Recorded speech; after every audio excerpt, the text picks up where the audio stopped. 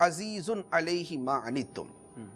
تمہارا مشقت میں پڑنا ان پر گراں گزرتا ہے، یعنی تمہیں تکلیف ہو تو انہیں تکلیف ہوتی ہے، تمہاری تکلیف کے اوپر وہ بے قرار ہو جاتے ہیں۔ تو اب یہ جو آیت مبارکہ کا حصہ ہے یہ دو اعتبار سے ہے، یا تو اس سے پوری انسانیت ہی مراد ہے، یعنی اس میں کفار بھی داخل ہے، کفار کا کفر میں رہنا بھی سرکار پہ گراں گزرتا ہے، کیونکہ سرکار رحمت للعالمین ہے، سرکار دو عالم صلی اللہ علیہ وآلہ وسلم صرف رحمت للمؤمنین نہیں ہے، صرف رحمت للمسلمین نہیں ہے، وہ بھی ہیں، لیکن سرکار رحمت للعالمین بھی ہے، سرکار تو سب کے حق میں رحمت ہے۔ اب وہ جو سب کے حق میں رحمت ہے اس کا تقاضا یہ ہے کہ کافروں کے اوپر بھی وہ رحمت ہے کہ ان کا کفر میں پڑنا سرکار کو تکلیف دیتا ہے، کہ یہ کیوں اپنے اس کفر سے نکل نہیں آتے، یہ کیوں اس اپنی گمراہی سے نکل نہیں آتے، یہ کیوں خدا کی دوری کو ختم کر کے خدا کے قریب کیوں نہیں ہو جاتے، تو تمہارا مشقت میں پڑنا ان پہ گراں گزرتا ہے۔ اور اگر اس سے مراد مسلمان ہو کہ یہ مسلمانوں کے اعتبار سے خطاب ہو تو پھر بنے گا کہ اے مسلمانوں تمہارے پاس وہ رسول تشریف لے آیا جن پر تمہارا مشقت میں پڑنا گراں گزرتا ہے، کہ مسلمان تکلیف میں پڑتے ہیں حضور کو تکلیف ہوتی ہے، مسلمان مشقت میں پڑتے ہیں حضور کو مشقت محسوس ہوتی ہے۔ احادیث مبارکہ میں ہے نبی کریم صلی اللہ تعالیٰ علیہ وآلہ وسلم نے بہت سارے اعمال مبارک کو پسند فرمایا لیکن انہیں ہمیشہ نہیں کیا، تاکہ کہیں ایسا نہ ہو کہ اللہ تعالیٰ فرضی کر دے، کیونکہ سرکار جو عمل بار بار کرتے تھے اللہ تبارک و تعالیٰ مسلمانوں پہ لازم قرار دیتا تھا کہ میرا محبوب جب ہمیشہ کرتا ہے تو تم بھی کرو۔ تو سرکار علیہ الصلوۃ والسلام امت کے مشقت میں پڑنے کے اندیشے سے عمل مبارک کو ترک فرما دیتے، بلکہ بعد وہ چیزیں، کیونکہ نبی پاک علیہ الصلوۃ والسلام کو تو اللہ تعالیٰ نے اختیار دیا تھا جس پہ جو چیز چاہے فرض کر دیں اور جس سے جو چیز چاہے معاف فرما دیں، یعنی سرکار دو عالم علیہ الصلوۃ والسلام کو تو اختیار تھا۔ اللہ تعالیٰ قرآن پاک میں فرماتا ہے یحل لہم الطیبات ویحرم علیہم الخبائث، کہ اللہ کے محبوب علیہ الصلوۃ والسلام پاکیزہ چیزوں کو حلال قرار دیتے ہیں اور خبیث چیزوں کو حرام قرار دیتے ہیں۔ تو یہ اختیار حلت و حرمت یعنی تحلیل و تحریم یہ نبی پاک علیہ الصلوۃ والسلام کو عطا کیا گیا۔ اب سرکار علیہ الصلوۃ والسلام نے حج کو ایک مرتبہ فرمایا فرض ہے تو وہ ایک مرتبہ فرض ہو گیا، لیکن اگر سرکار فرما دیتے کہ ہر سال ہی فرض ہے تو ہر سال فرض ہو جاتا۔ یہ حدیث مبارک کے اندر ہے، ایک صحابی نے سوال کیا یا رسول اللہ صلی اللہ علیہ وسلم کیا حج ہر سال فرض ہے؟ سرکار خاموش رہے، انہوں نے بار بار سوال کیا یا رسول اللہ کیا ہر سال فرض ہے؟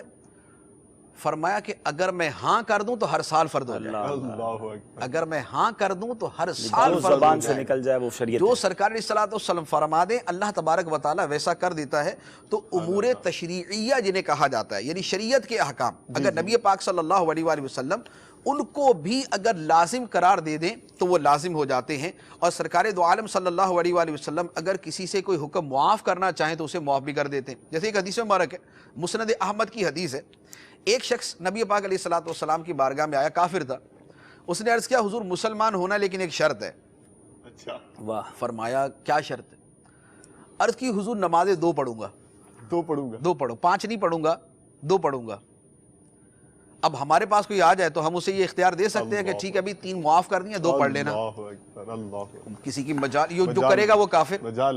جو کرے گا وہ کافر، کہ جو یہ کسی پر 3 نمازیں معاف کرنے کا بول دے وہ کافر ہو جائے گا۔ لیکن نبی پاک صلی اللہ تعالیٰ علیہ وسلم کا معاملہ جدا ہے، سرکار نے فرمایا ٹھیک ہے 2 ہی پڑھ لینا، فرمایا 2 ہی پڑھ لینا، ان کے لیے اب 2 فرض ہو گئی، اب ان کے لیے 2 ہو گئی۔ اب وہ 2 پڑھتے تھے لیکن بعد میں پھر سرکار دو عالم علیہ الصلوۃ والسلام کی صحبت مبارکہ کی برکت سے ساری پڑھی ہوگی دیا کہ قریب لایا گیا اور اس کے بعد پھر نواز دیا، وہ ان کی شان اور ان کی وہ تخصیص ہے، وہ تخصیص ہے، یعنی حکمت ایک اپنی جگہ ہوتی ہے، اس کے کچھ اور تقاضے ہوتے ہیں، یہاں ہم یہ نہیں کر سکتے، ہم کسی کو یہ نہیں بول سکتے ٹھیک ہے تمہارے اوپر میں نے 2 فرض کیا 3 معاف کر دی، ہم یہ نہیں کر سکتے، سوچ بھی نہیں سکتے۔ لیکن نبی پاک صلی اللہ تعالیٰ علیہ وسلم نے فرمایا کہ ٹھیک ہے 2 ہی پڑھ لینا،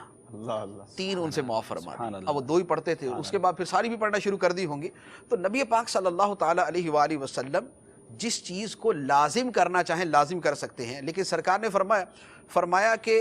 اگر میری امت پہ یہ مشکل نہ ہوتا تو میں ہر نماز کے وقت مسواک کرنا فرض کر دیتا،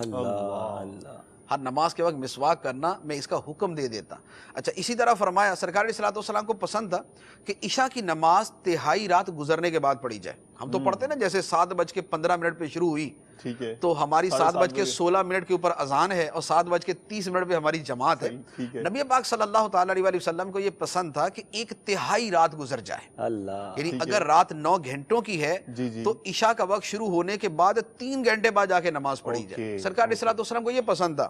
اور کبھی کبھار آپ ایسا کرتے بھی تھے. ٹھیک ہے، لیکن پھر آپ نے ارشاد فرمایا کہ اگر میری امت پہ یہ مشکل نہ ہوتا تو میں انہیں حکم دے دیتا کہ عشاء تہائی رات گزرنے کے بعد ہی ادا کریں.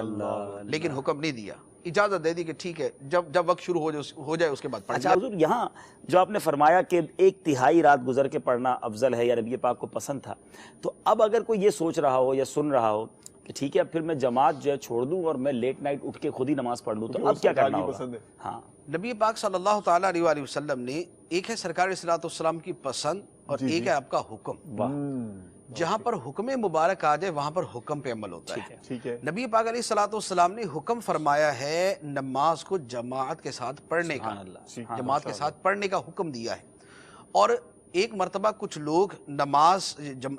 با جماعت سے پیچھے رہ گئے تو سرکار علیہ الصلوۃ والسلام نے دیکھا مسجد میں موجود نہیں ہے تو فرمایا میرا دل کرتا ہے کہ میں کسی کو کہوں کہ تم نماز پڑھاؤ اور جو لوگ نماز با جماعت میں